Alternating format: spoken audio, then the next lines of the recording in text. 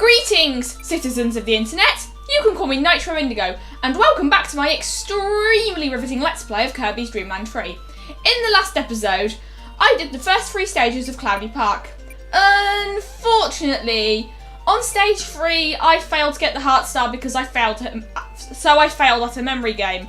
So, first things first, I'm going to redo that memory game. See you there!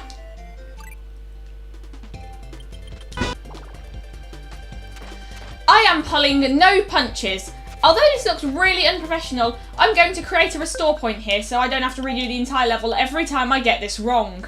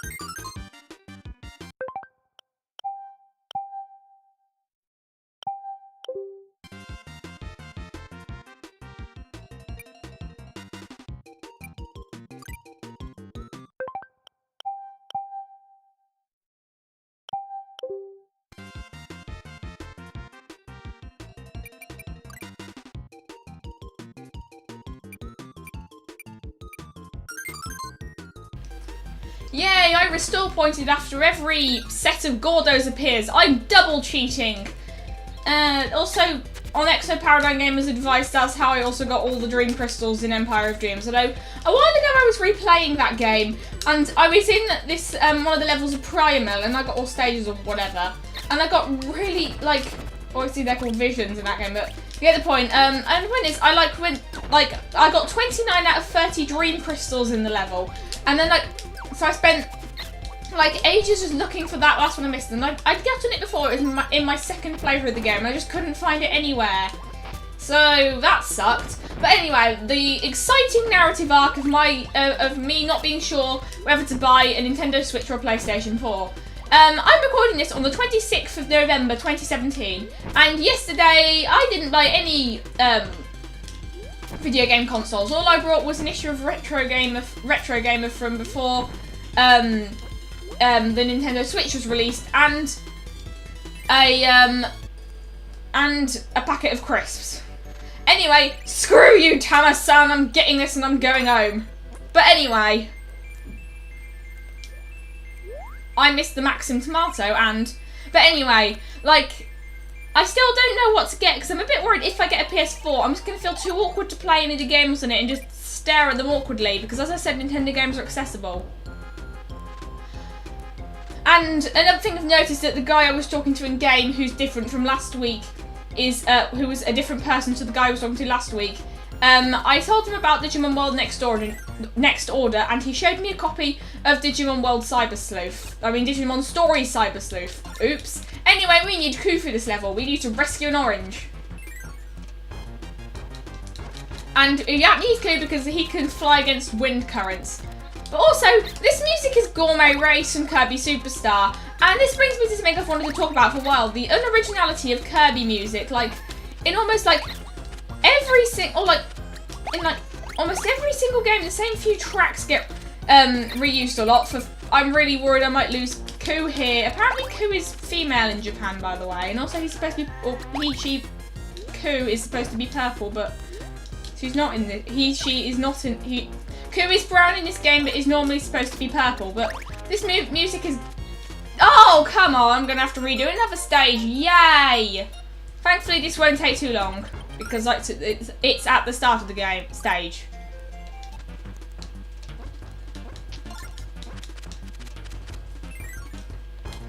But anyway, as I was saying, the originality of Kirby music. In Kirby games, they seem to there's a few music tracks that I just love, they just love reusing, and I just get a bit tiresome after a while. I can understand why they use Green Greens a lot, because it's kind of Kirby the character's theme. In the opening cutscene of Kirby Planet Robobot, it plays when Kirby wakes up. Then there's Gourmet Race and Butter Building. Like, Kirby's Epic Yarn especially. I mean, to be honest, all the levels in that game are incredibly generic when you take out the yarn aspect of them. And then the Dreamland World, spoiler alert, that's in the game. It's just like the embodiment of generic Kirby, because like the music that plays there is like it's like Butter Building, Gourmet Race, and for some reason in the American version of the game, when you get the CDs for the music, for that music, it says they're from Kirby's Dream Land but not in the European version, thankfully. And also, I was trying to get Spark Co, which is a lightning bar. I mean, I've shown this before, but still. Oh, come on! But like, it just gets really boring here after a while. Like, it feels like, and especially in Super Smash Bros. Because to be honest, Super Smash Bros. Is supposed to be a celebration of Nintendo's history, but honestly, it just feels like they go for the easy picks half the time. Like, I don't also like how in there's the idea behind Smash 4 is that all the handheld games would go on the 3DS would represent handheld games, and the Wii U would represent console games, but then all the Ocarina of Time stuff is in the 3DS version because remake. But what's even stupider is that most of the representation of 3DS games, like A Link Between Worlds and Kirby Triple Deluxe, is in only in the Wii U version, which is really excessively stupid because it just kind of goes against that whole vision. And I understand that Kirby Triple Deluxe that came out not long before Smash 4 did, but A Link Between Worlds had already been out for a year, so fair potatoes. Also, for a while I thought that the Zelda series had ended after Skyward Sword because there wasn't a new news of a new game for a very long time. Those were the days. But like, it honestly feels like lots of Kirby games aren't a celebrate, like whenever they do remixes, it just feels like there's a celebration of Green Green's Gourmet Race and Butter Building. And that's why I like Planet Robobot's soundtrack so much. When it remixes things, it doesn't go for the obvious, like, there's a track in, I don't need any ability here in this level specifically, but like, when there's a track in the, like, it doesn't just go for the obvious things to remix. Like, there's a track in the end that plays in casinos, and it's not a remix of, but it's evocative of Sand Canyon 1's theme. And I didn't bring an ability, so now I'm just gonna have to wait for this umbrella that I've forgotten the name of to throw his Lego bits at me. And does anyone else think that this looks like a desk lamp, by the way?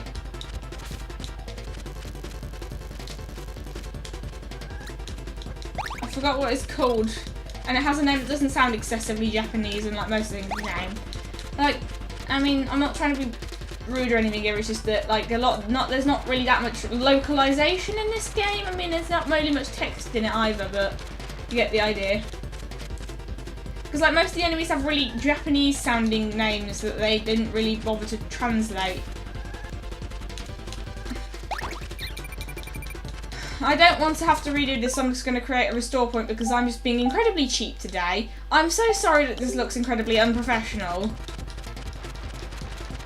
But like, one of the advantages I like Let's Play this game over Wonder Egg HD is that I don't have to worry about videos going on for almost an hour because I don't know what I'm doing.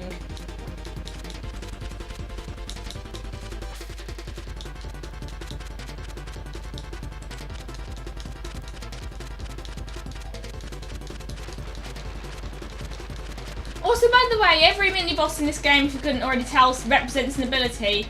And this is also like a big version of an enemy from Kirby's Dream Land 2. Should have just kept Spark and I lost it. So I got hit.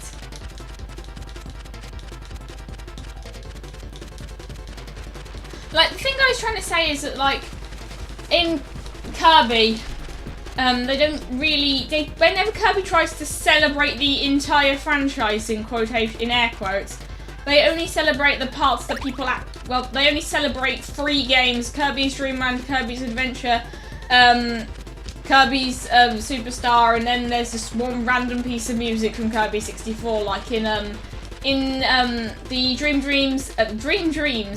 Dreamland map theme in Kirby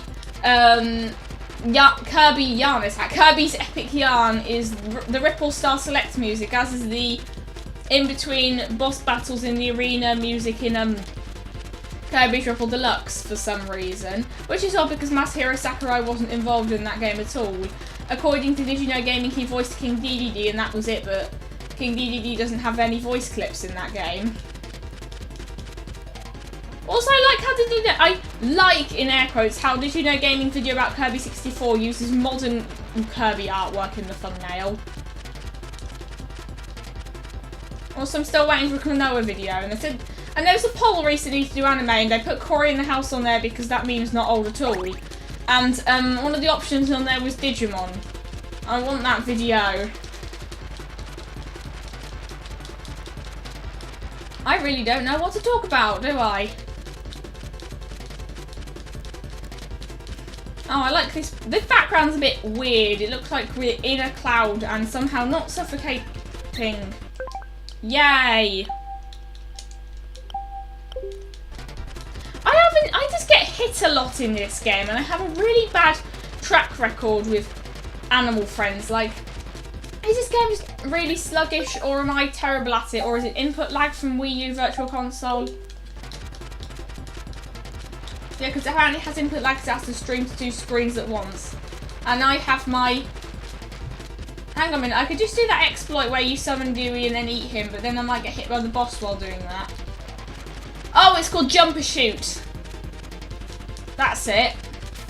I also really like how this level's like very blue, but then like the first stage, place, whatever, is like really pink. It's like nice colour. I like how every level has like its own colour palette. And they look visually distinct even if they don't have interesting set pieces. Like, the dungeons are my least favourite part of Spirit Tracks because they just all look like the generic temple places. They don't really have different architecture and they all have a really boring colour palette, except maybe the Blizzard Snow Temple of Imminent Death or whatever you want to call it.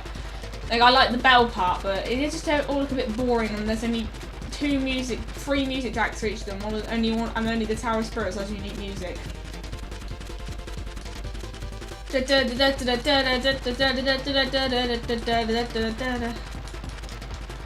got so bored I started humming the music. I'm having FUN spells fun. I'm having FUN spells fun. And I need Gooey to get the thing I need to get in this to get this level's heart sound. By Gooey I mean Coo. And that just made it even worse. Yay! I might have to cut things out of this as well.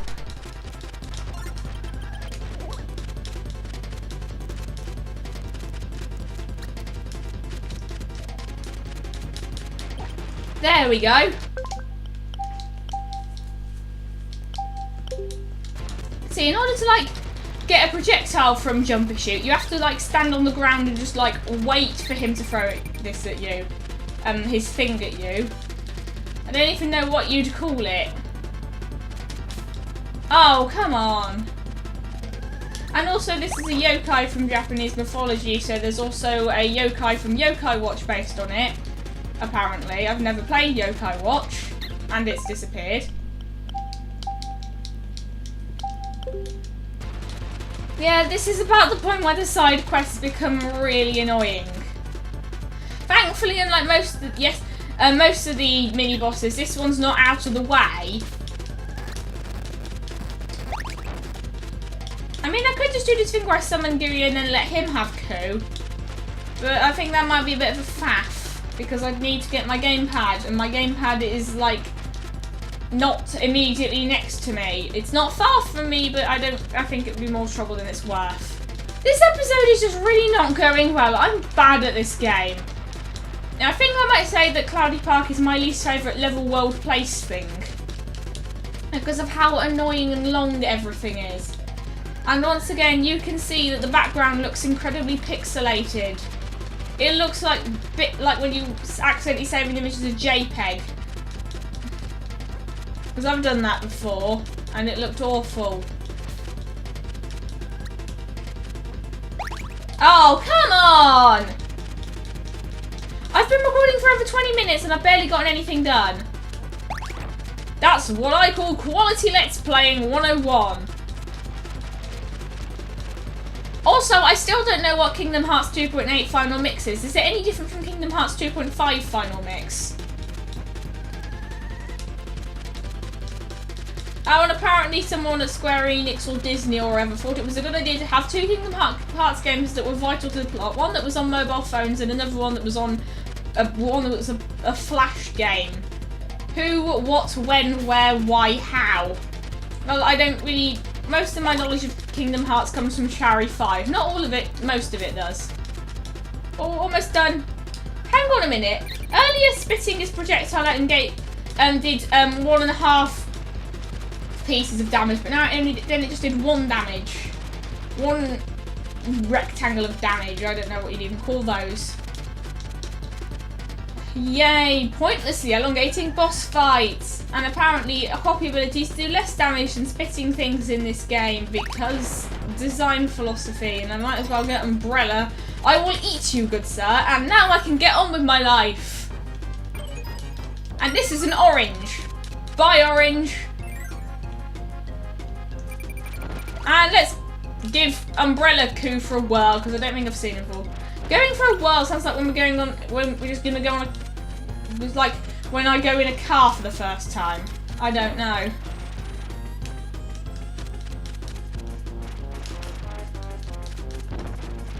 And now I've run out of things to talk about. Yay! Oh my goodness. This is just not going well at all. Don't really have any funny stories related to this game or anything.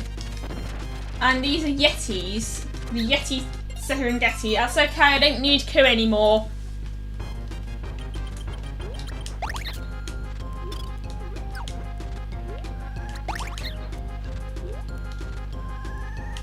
Also, apparently Cabus can teleport.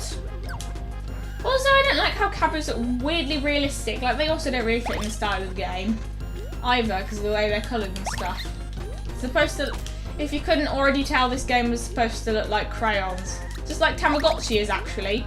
Yeah, because like in the announcement video I made yesterday, I mentioned that I was going to do a video about comparing Pokemon and Digimon designs. And I also didn't mention, because I didn't know how to make the text fit on screen without it looking awful. Because Power Director is a bit stupid like that, and we've reunited the orange with the snowman. Apparently this is a dessert in Japan. But anyway, like, I didn't mention this in the announcement video because I couldn't find a good way to fit the text on screen while still including that part. But like, my like in that video, Pokemon compared to Digimon, like I'll do Pokemon look like Digimon. I was also going to mention, I'm also planning on mentioning like Tamagotchi, because like the whole design principle behind Tamagotchi is that they're easy to display on a dot matrix screen. They look like they were drawn with crayons, and most of them don't look like anything in particular. And also I don't know why, but I keep misremembering this stage as being in Sand Canyon for some reason. I thought at first it would be because the music is Sand Canyon 1's, but no, it's the Cloudy Park music, called so because it's the only level theme introduced in Cloudy Park. Also, like, I feel like this was where Kirby games started to have, like, interestingness put into them without really spoiling too much, but, like, I feel like Kirby 64 is when Kirby games became really emotional. Like, listen to Ripple Star Select if you haven't already. It's like the Determination theme, something, a certain RPG that came out last year that I've never played. I tried watching a Let's Play of it and I got bored, because I seem to get bored of any Let's Play that's not by the Flailing Hexagon Man, and even then I haven't watched his Undertale Let's Play. Also, someone got mad at me for comparing Undertale to Shadow the Hedgehog, because in order to like get the worst ending, you have to kill everyone or something. And in this stage, we need Rick. Now, what you're supposed to do is use him to jump at walls, but we're not going to do that. Instead, I'm going to summon Gooey, eat him to get his... Oh, come on, don't eat my copy ability. Get my health back and then summon him again. And I completely forgot that pressing B was a jump button in that game and not A, so I'm going to have to re-summon him. Yay! Anyway, the idea is that I'll get Gooey to auto-jump to me. and I shall demonstrate. I have to make sure I like get on top of a platform before that happens so he doesn't fall into the abyss and die. And once somehow I still have half a square of health left. Oh. Well, that's bad. I'm going to have to redo this. An autobiography by Nitro Indigo. Also, I feel a bit bad for comparing Shadow the Hedgehog to Undertale now. I know that the people who watch my videos aren't the kind of people who get mad about whatever's popular because those people I just find annoying. But still. There we go.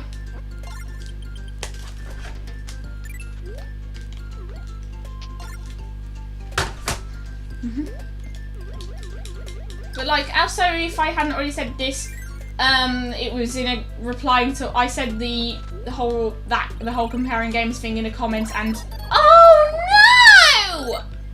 And then someone replied to that comment. And then I reported them for being rude.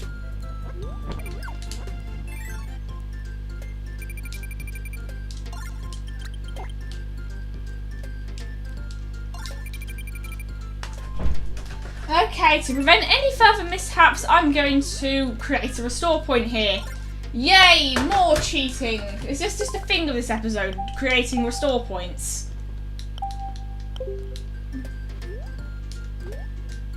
Sorry, Koo.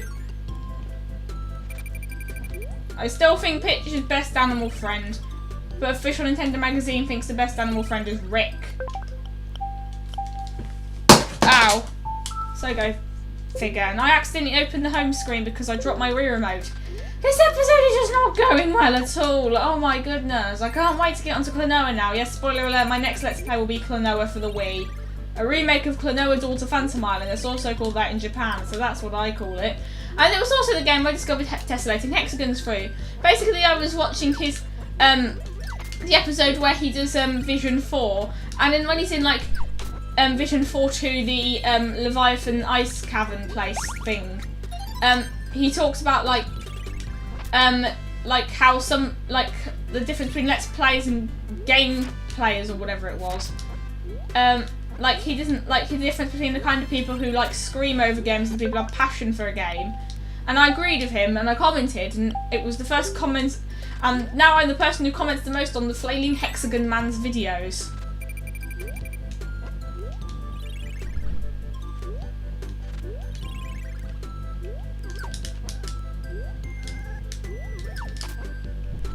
And there's the legendary Scarfy. Normally they're orange, but they're pink in this game for some reason. Yeah, this game is actually kind of really slow-paced, to be honest. Like, I kind of wish I could have done, like, Kirby and the Amazing Mirror instead, but oh well, I better finish what I've started. I chose this game specifically because it was easier to manage than the Wind Waker HD. And because this was my favourite video game in 2015. And Klonoa was my favourite video game in 2016, and I don't really have a favourite game that I played for the first time this year, to be honest.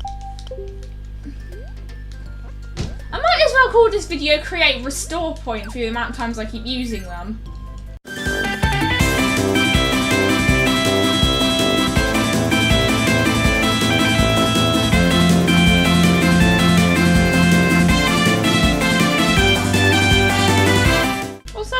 Propellers are different like each time you enter the level.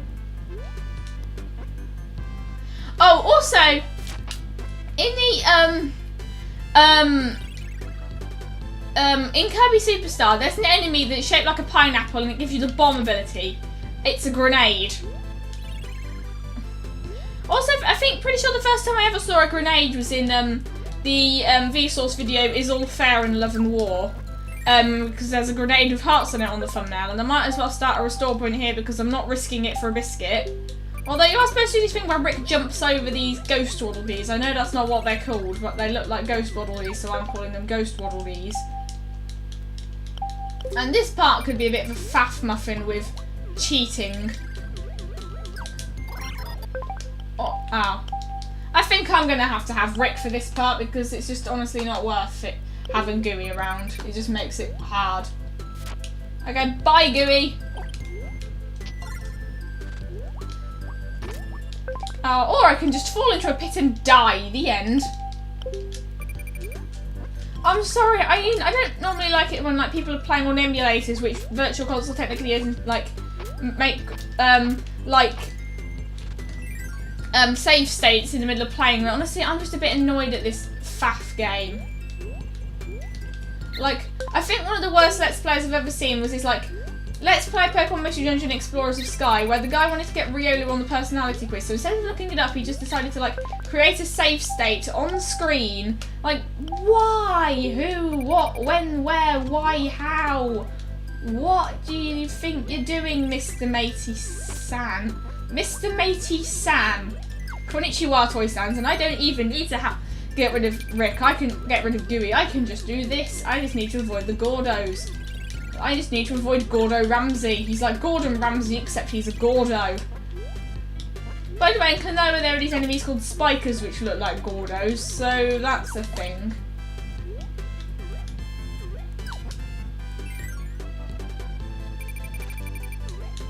Might as well create a restore point here.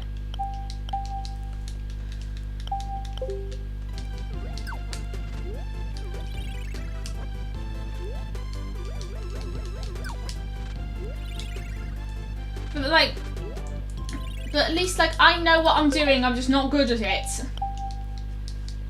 I'm sorry if this episode isn't very fun to watch. This has just been too time-consuming. Oh my goodness. And actually, fun fact, this was actually, like, the third heart star I ever got, because on TV Tropes it complains that this side quest is hard, which was also free instructions on how to do it. Oh, I didn't know we could do that.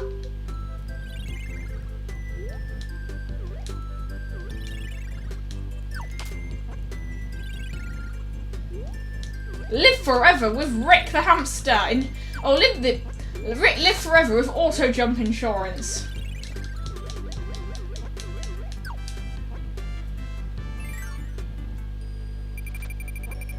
And this is Pick, Rick's girlfriend.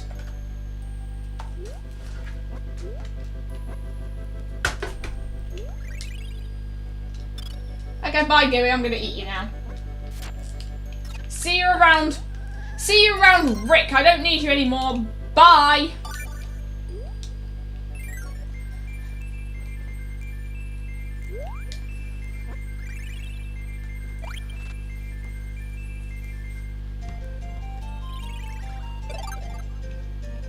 This excursion has gone on for far too long, so in the next episode of my extremely riveting Let's Play of Kirby's Dream Land 3, I will be doing Cloudy Park 6 and the boss. Until then, stay interesting!